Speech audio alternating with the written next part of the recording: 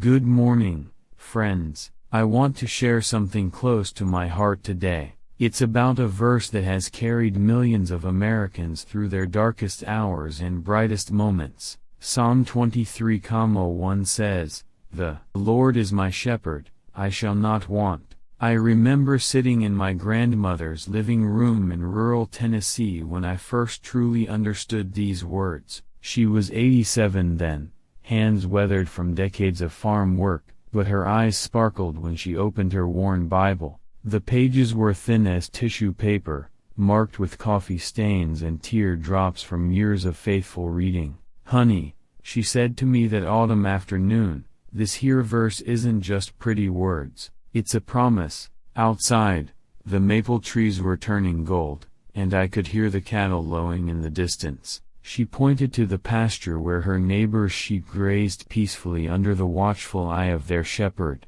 "See how those sheep don't worry about tomorrow's grass? They just follow their shepherd." That's what this verse means. Her voice carried the wisdom of someone who had weathered the Great Depression, buried a husband, and raised 6 children on faith and determination. I've carried her words with me for 40 years now.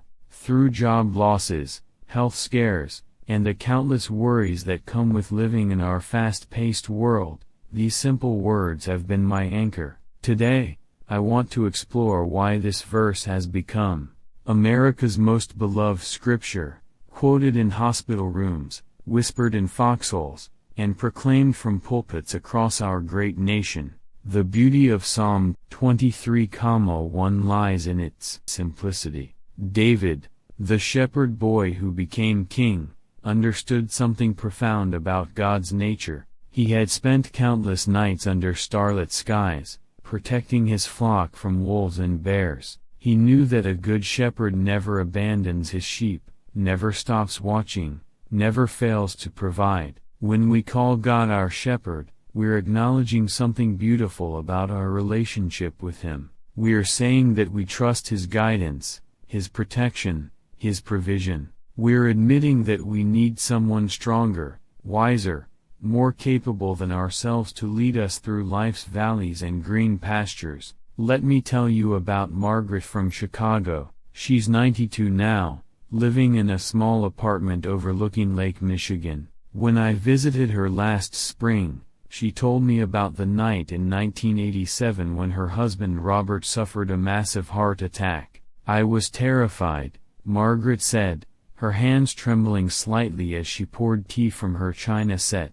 "We'd been married 43 years, and suddenly I was facing the possibility of losing my best friend. The ambulance ride to the hospital felt endless. Robert was unconscious, hooked up to machines that beeped and hummed ominously. In the waiting room, surrounded by the antiseptic smell and harsh fluorescent lights, Margaret felt more alone than she ever had. That's when she remembered her mother's voice from decades earlier, reciting Psalm 23. "The Lord is my shepherd, I shall not want." She whispered those words over and over, feeling a peace settle over her anxious heart. "I realized I wasn't alone," Margaret continued, her eyes bright with memory. "My shepherd was right there with me, in that cold waiting room, in Robert's hospital bed, in my fear." Robert survived that night and lived another 15 beautiful years. Margaret credits those words with carrying her through. Then there's James from Oklahoma, a Vietnam veteran who came home in 1971 carrying wounds you couldn't see. The nightmares, the flashbacks, the guilt of survival when so many friends didn't return, it all threatened to drown him in darkness. His wife Susan found him one night, sitting on their back porch at 3 a.m., staring at nothing. "I don't know how to come back from this," James whispered.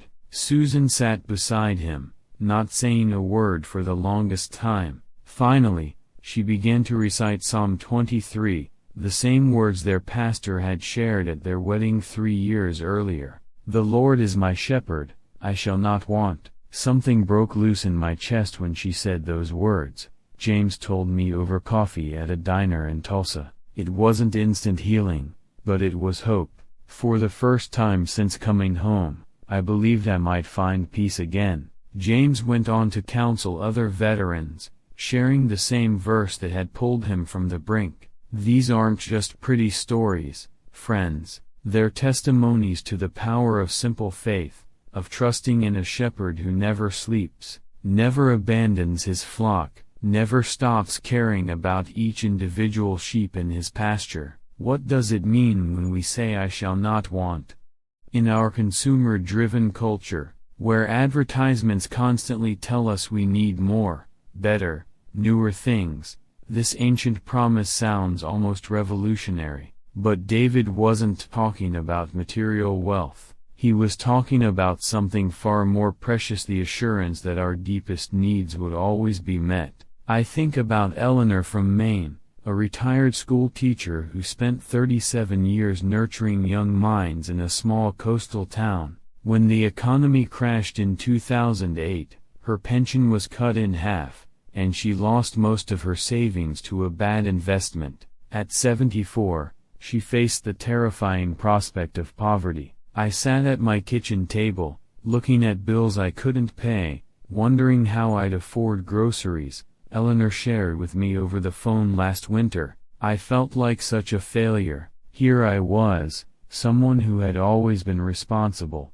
always planned ahead, and suddenly I was facing destitution. That night, unable to sleep, Eleanor walked to her window overlooking the harbor. The moon was full, casting silver paths across the water. She remembered watching the lobster boats head out each morning, their captains trusting the sea to provide their daily bread. "The Lord is my shepherd, I shall not want," she whispered into the darkness. The next morning brought an unexpected phone call. A former student, now a successful businessman, had heard about Eleanor's situation. He wanted to create a scholarship fund in her honor and asked if she'd manage a position that would provide exactly the income she needed.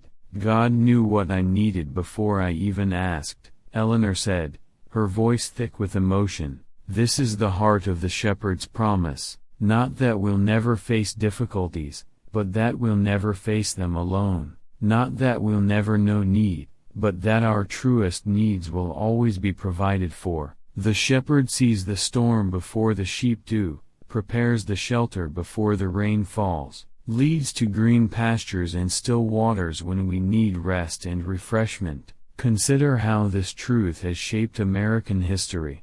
During the Civil War, President Lincoln carried a small Bible in his coat pocket, finding comfort in Psalm 23 during the nation's darkest hours. When the Twin Towers fell on September 11th, this verse was read in churches across America, offering hope in the midst of unthinkable tragedy. Life has a way of leading us through valleys we never expected to walk. I learned this firsthand when my son Michael was diagnosed with leukemia at age 12. The doctor's words hit like a physical blow: aggressive cancer, uncertain prognosis, months of treatment ahead.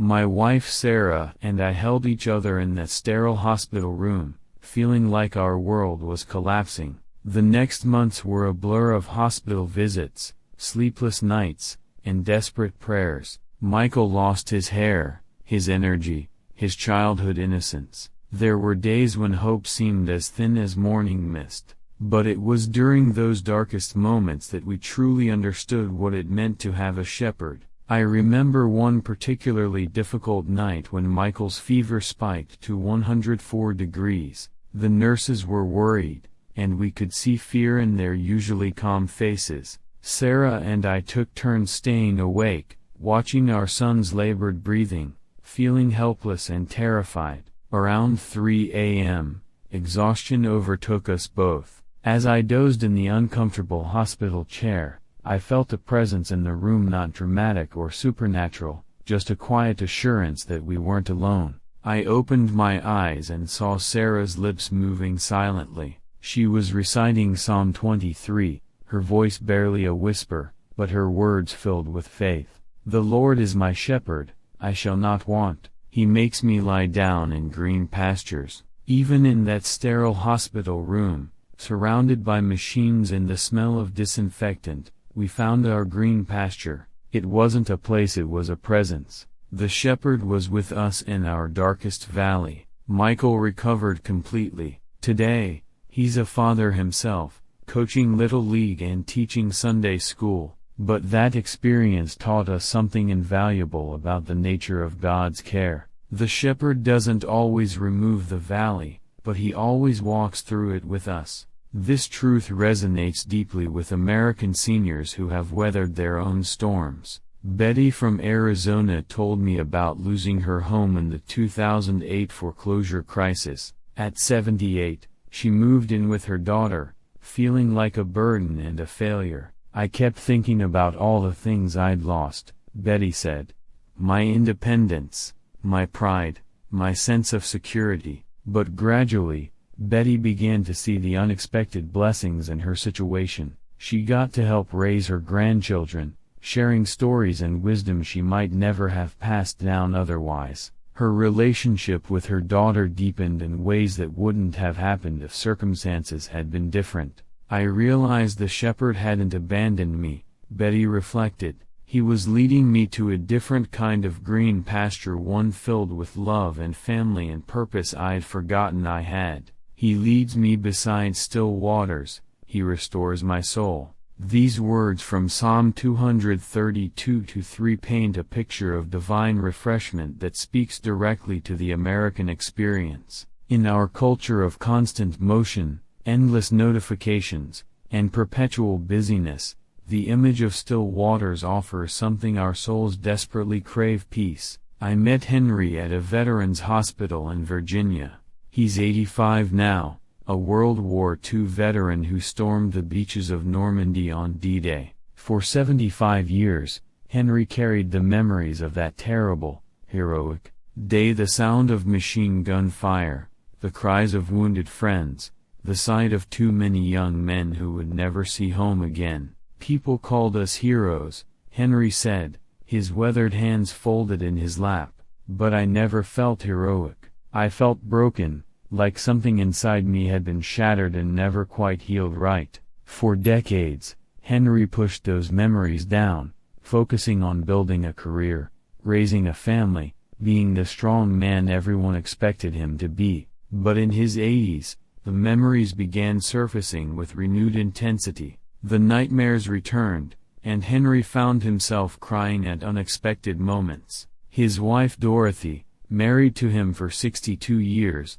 watched her husband struggle with pain she couldn't fully understand. One morning, Dorothy found Henry sitting by the pond behind their house, tears streaming down his face. She sat beside him without speaking, just as she'd done countless times before. After a long silence, she began reciting words they'd both heard in countless church services: "The Lord is my shepherd, I shall not want." Something about those still waters, Henry told me, his voice barely above a whisper. Sitting by that pond, listening to Dorothy's voice, I finally felt like I could let go of all the pain I'd been carrying.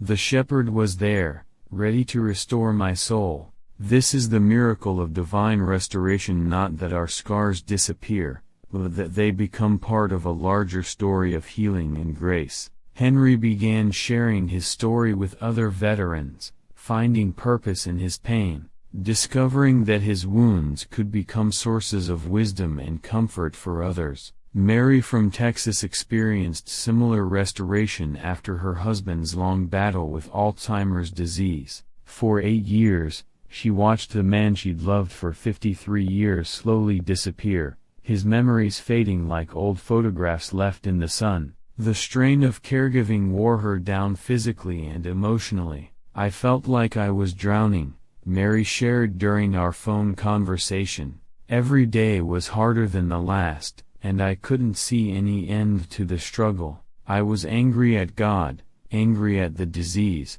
angry at myself for feeling angry. After her husband passed away, Mary found herself lost in a different kind of valley: the valley of grief and guilt and crushing loneliness. 6 months after the funeral, Mary's daughter convinced her to attend a grief support group at their local church. The first meeting was difficult, sharing her story with strangers, admitting her struggles and doubts. But as the weeks passed, Mary began to experience something she hadn't felt in years: peace. It wasn't that my grief disappeared, Mary explained, but sitting in that circle, sharing with people who understood, I felt my soul being restored. The shepherd was gathering his flock, leading us to those still waters where we could finally rest. Mary now leads the support group herself, helping other widows and widowers navigate their own valleys of loss and healing. As we near the end of our journey together today,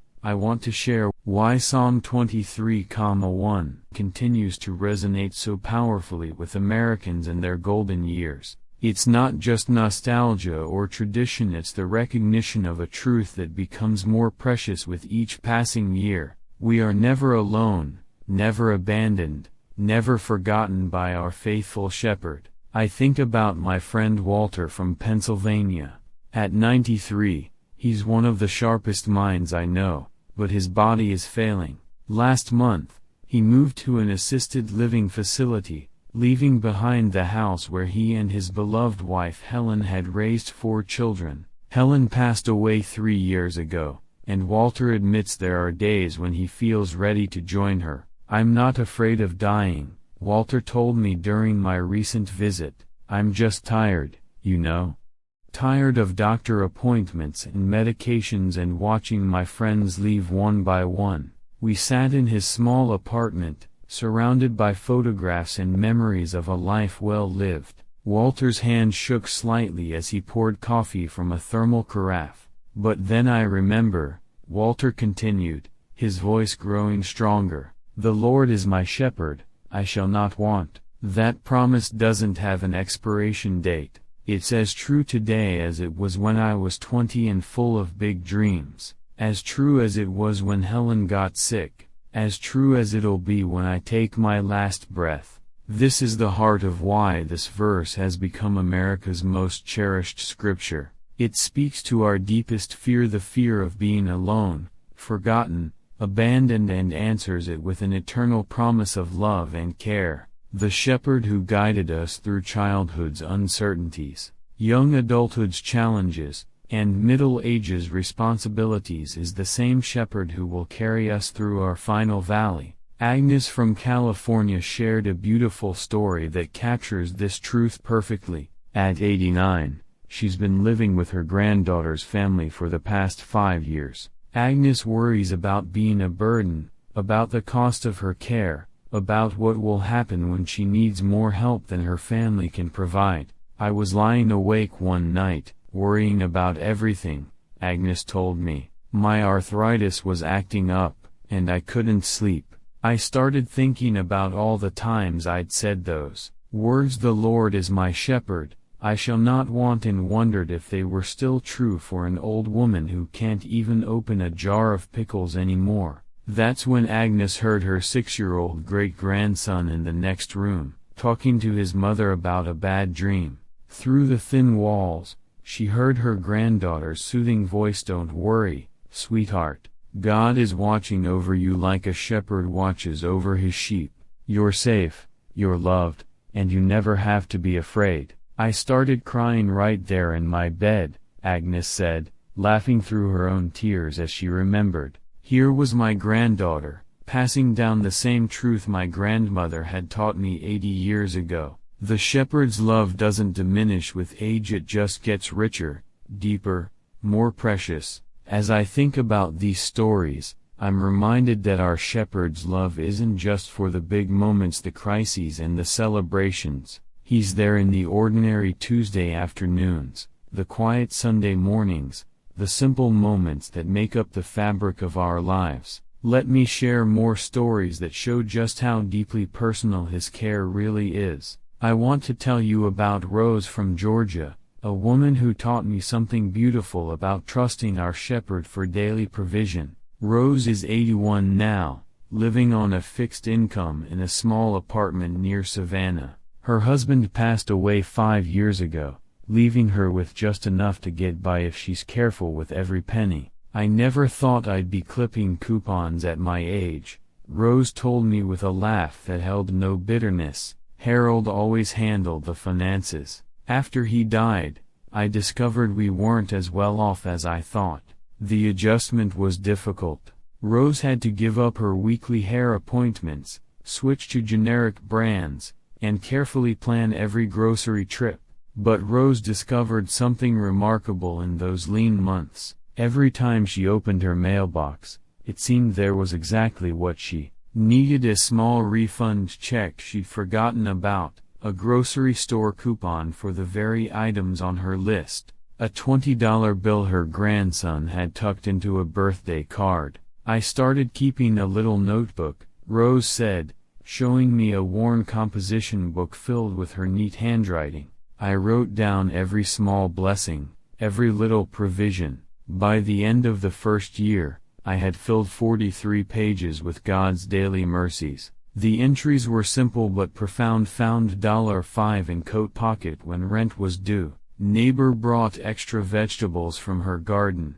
Doctor reduced bill by half. This is what I shall not want looks like in real life: not luxury or abundance, but the quiet miracle of daily provision. Rose's story reminds us that our shepherd sees every need, counts every worry, and provides in ways both practical and miraculous. Then there's Frank from Wisconsin, a retired factory worker who learned about God's provision in a different way. After 42 years at the same plant, Frank found himself struggling with the emptiness of retirement. His days felt endless and meaningless. His wife Mary worried as she watched him sink into depression, spending hours staring at the television, barely speaking. "I felt useless," Frank admitted when we talked in his workshop behind their house. "All my life, I'd gotten up at 5 a.m., worked hard, came home tired but satisfied. Suddenly I had nothing to do, nowhere to be. I felt like I was just waiting to die." The isolation was crushing. Many of Frank's coworkers had moved away or passed on, and he didn't know how to build new friendships at 73. That's when Mary suggested Frank volunteer at the local food bank. "I wasn't enthusiastic," Frank said with a chuckle. What could an old factory worker offer? But he went, mostly to please Mary. What he found changed everything. The food bank needed someone to repair the freezers, fix the loading dock, maintain the delivery trucks, all skills Frank had developed over decades of factory work. More than that, they needed his gentle way with the families who came for help, his ability to treat everyone with dignity and respect. "The Lord is my shepherd, I shall not want," Frank repeated, his eyes bright with purpose. "I thought retirement meant I was done being useful. But the shepherd had different plans. He provided exactly what I needed: purpose, community, a reason to get up every morning." Frank has been volunteering for 7 years now, and the food bank has never run better. Sometimes the most beautiful expressions of God's shepherding love come when we're too weak to walk, too tired to fight, too broken to believe. In those moments, we discover that our shepherd doesn't just lead, he carries. I'll never forget meeting Catherine at a rehabilitation center in North Carolina. She was 74, recovering from a stroke that had stolen her ability to speak clearly and left her right side partially paralyzed. Before the stroke, Catherine had been fiercely independent, a retired nurse who ran marathons into her 60s and maintained her own home and garden. "I used to be strong," Catherine said slowly, the words requiring tremendous effort. "Now I can't even button my own shirt." The frustration in her eyes was heartbreaking. Here was a woman who had spent her career caring for others, now dependent on strangers for the most basic needs. Catherine's daughter Linda had moved from Seattle to help, leaving her own job and family. The sacrifice was enormous, and Catherine felt the weight of it every day. "I'm ruining her life," Catherine whispered during one of our conversations. She should be with her own children, not taking care of her broken mother. But Linda saw something different. "Mom has always been my hero," Linda told me over coffee in the hospital cafeteria. She worked 3 jobs to put me through nursing school, never complained, never asked for anything in return. Now it's my turn to show her the same love she showed me. The breakthrough came on a Tuesday morning during physical therapy. Catherine was struggling to walk between parallel bars, her legs shaking with effort, tears of frustration streaming down her face. She looked ready to give up when Linda quietly began reciting words they'd both known since childhood. The Lord is my shepherd, I shall not want. Something shifted in that moment, Catherine told me months later, her speech much clearer after months of therapy. I realized I was fighting the wrong battle. I was fighting to be who I used to be, instead of accepting who God was helping me become. The shepherd wasn't healing her stroke, he was carrying her through it, providing strength through her daughter's love and the support of an entire community. Today, Catherine volunteers at the same rehabilitation center where she received care, encouraging other stroke survivors with her presence and her story. Her right hand still trembles, her words sometimes slur, but her impact is immeasurable. Let me share another story of being carried. Joseph from Louisiana experienced Hurricane Katrina at age 79. He and his wife Martha lived in the lower Ninth Ward, in a house they'd owned for 52 years. They had raised 4 children there, buried both sets of parents from that front parlor, and never imagined they'd ever live anywhere else. When the levees broke, their world disappeared underwater. Joseph and Martha were rescued from their roof by helicopter, carrying nothing but the clothes on their backs and a waterlogged photo album Martha had grabbed at the last minute. We lost everything, Joseph said, his voice heavy with memory. Our home, our furniture, our car, all our pictures except that one album. We were refugees in our own country, staying in a FEMA trailer in Houston, depending on the kindness of strangers. The displacement was devastating. At their age, starting over seemed impossible, but their shepherd had other plans. Churches across Texas opened their doors and hearts. Joseph and Martha found themselves surrounded by love from people they'd never met, volunteers who helped them navigate insurance claims, families who invited them for Sunday dinner, young people who called them Grandpa Joseph and Grandma Martha. We thought we were alone in the world, Martha said, her eyes bright with tears of gratitude. But the shepherd used that storm to show us how much bigger our family really was. We lost a house, but we gained 100 children. Joseph and Martha eventually rebuilt in Baton Rouge, but they kept in touch with their Texas family, visiting every Christmas until Martha passed away 3 years ago. One of the most profound ways we experience God's shepherding love is through healing, not always the dramatic, instantaneous kind we see in movies, but the gentle, gradual restoration of hope, health, and wholeness that comes through time and tender care. I met Patricia at a support group for cancer survivors in Phoenix. She's 76 now, but 5 years ago she received a diagnosis that changed everything: stage 3 ovarian cancer. The doctor's words hit like a physical blow: aggressive treatment required, uncertain outcome, time to get affairs in order. I remember driving home from that appointment in complete silence,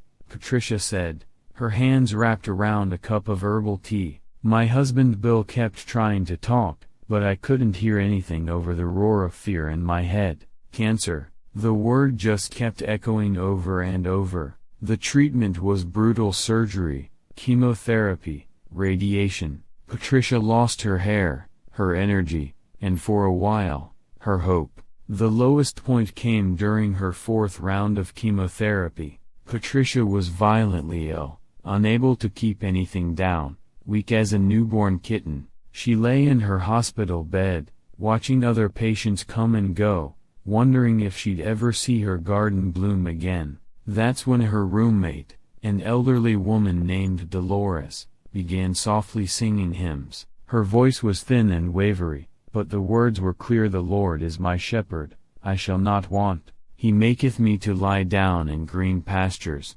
Something about those ancient words, sung in that sterile room, pierced through Patricia's despair. I realized I wasn't fighting this battle alone, Patricia said. My shepherd was right there in the hospital room, in Dolores's voice, in the nurse's gentle hands, in Bill's constant presence. I wasn't abandoned. The healing didn't come all at once, but it came steadily. Good test results, returning strength, hair growing back in silver curls. Today, Patricia volunteers at the same cancer center where she received treatment, offering hope to newly diagnosed patients. I tell them what someone told me, Patricia said with a gentle smile. Cancer may be in your body, but it's not in your spirit. The shepherd is still leading, still loving, still healing. Robert from Michigan experienced a different kind of healing after losing his son David in Afghanistan. David was 24, a Marine sergeant on his second deployment, when an improvised explosive device changed everything. The knock on the door, the folded flag, the devastating news. Robert felt like his world had ended. I was angry at everyone, Robert admitted as we sat in his living room, David's photo prominent on the mantelpiece. Angry at the military, angry at politicians, angry at God. My son was supposed to bury me, not the other way around. The grief was overwhelming. Robert stopped going to church, stopped talking to friends, spent days in bed staring at the ceiling. His wife Janet watched helplessly as her husband of 45 years disappeared into a darkness she couldn't penetrate. I was losing both my son and my husband, Janet told me, tears flowing freely. Robert was alive, but he wasn't living. I didn't know how to reach him. The turning point came at David's grave on what would have been his 25th birthday. Robert had been visiting alone for months, but that day Janet insisted on coming with him. They stood in silence for a long time, the autumn wind rustling through the oak trees overhead. Finally, Janet began to speak, not to Robert, but to David. She talked about his childhood, his dreams, his love for his country and his family. She shared memories Robert had forgotten, stories that made him smile for the first time in months. And then she said something that broke through his wall of grief.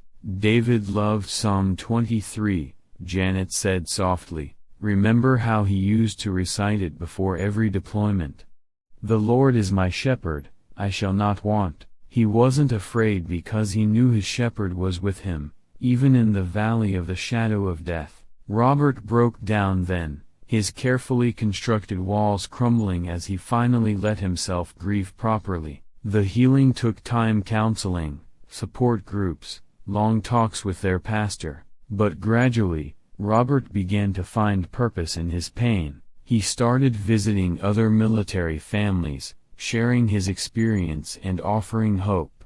David's death nearly destroyed me, Robert said, but the shepherd used even that terrible loss to teach me about his love and to help other hurting families. As we come to the end of our time together today, I want to share the most beautiful truth about Psalm 23:1. It's not just a promise for this life, but for eternity. The Lord is my shepherd, I shall not want. Echoes not just through our earthly years, but into the forever that awaits every believer. I think about my dear friend Thomas from Virginia, who passed away just 6 months ago at the age of 94. Thomas had lived through the Depression, served in World War II, built a successful business, and raised 5 children with his beloved wife Eleanor. When Eleanor died 8 years ago, Thomas felt lost for the first time in his long life. We'd been together 71 years, Thomas told me during one of my last visits with him.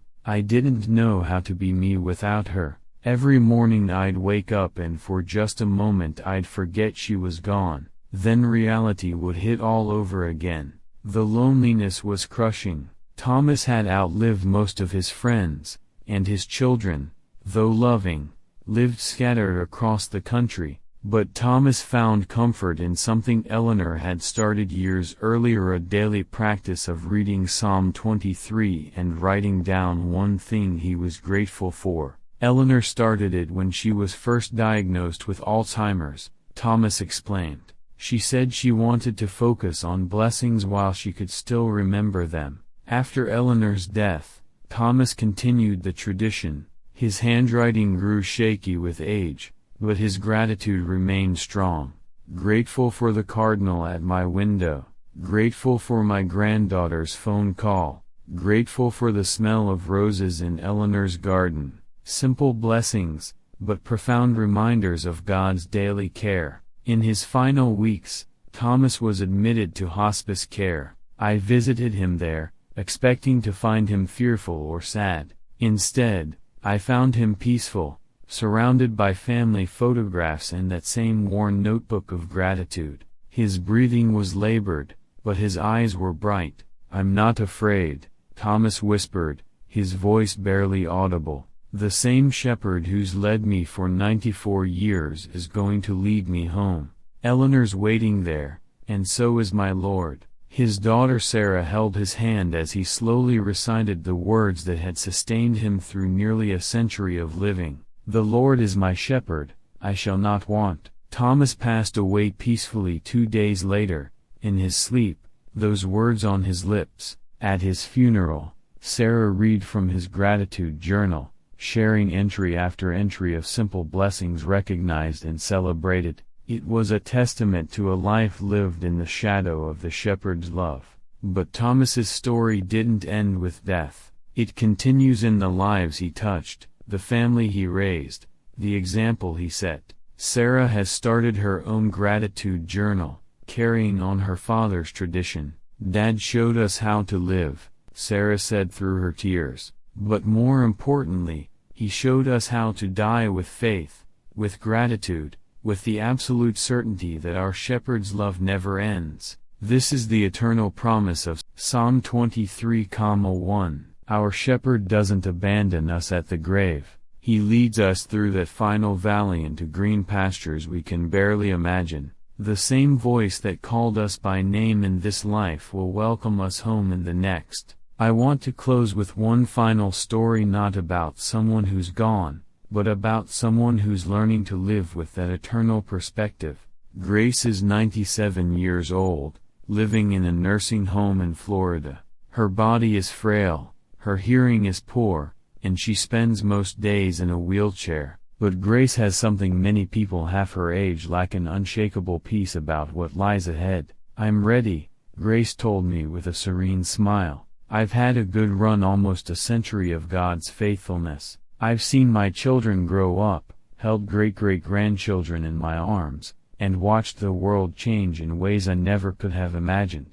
But it's not the length of her life that gives Grace peace, it's the certainty of what comes next. Every morning, Grace asks her nurse to help her sit by the window where she can see the sunrise. There, looking out at the palm trees swaying in the Florida breeze, she recites the same words she learned at her mother's knee nearly 9 decades ago. "The Lord is my shepherd, I shall not want." Those words mean more to me now than they ever have, Grace said, her voice stronger than her physical appearance would suggest. "When you're young, you think about all the things you want to do, all the places you want to go. But when you're my age, you realize that everything you truly needed, love, family, purpose, hope, was provided all along." The shepherd kept his promise. As I sat with Grace that sunny afternoon, watching her face glow with contentment, I understood something profound about the promise of Psalm 23:1. It's not just that God provides for our needs, it's that He helps us understand what our real needs are. Security, love, purpose, peace, hope, these are the gifts of the shepherd, and they're available to every one of his sheep, regardless of age, circumstances, or the challenges we face. Dear friends, as we end our time together today, I want you to carry this truth with you. You are loved by the Good Shepherd who knows you by name. Whether you're facing health challenges, financial worries, family struggles, or the simple loneliness that sometimes comes with growing older, you are not walking through any valley alone.